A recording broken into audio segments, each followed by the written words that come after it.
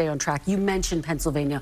Would you vote to certify, and will you vote to certify the results of the 2024 election, no matter what they show? Well, I voted not to certify the state of Pennsylvania because, as we saw in Pennsylvania and other states across the country, that there was unconstitutional acts circumventing the state legislature and unilaterally changing election law. What about 2024? What about 2024? We will see if this is a legal and valid election. What we're seeing so far is that Democrats are so desperate, they're trying to remove President Trump from the ballot. That is a suppression of the American people, and the Supreme Court is taking that case up in February. That should be a 9-0 to allow President Trump to appear on the ballot, because that's the American people's decision to make this November. And the matters, of course, halted pending that appeal, as you say. But just to be very clear, I don't hear you committed to certifying the election results. Will you only commit to certify the results if former President Trump wins? Does that mean that former President Trump wins? No, it means if they are constitutional. What we saw in 2020 was unconstitutional circumventing of the Constitution, not going through state legislatures when it comes to changing election law. And we're seeing this in my home state of New York, Kristen. We are seeing Democrats try to steal the election and illegally gerrymander congressional districts that we fairly won and are fair line. So I see this at a very local level, as well as the unconstitutional overreach we saw at the national level in 2020. I want to move on to the university presidents, but just to put a fine point on this, Mr. Trump, his allies did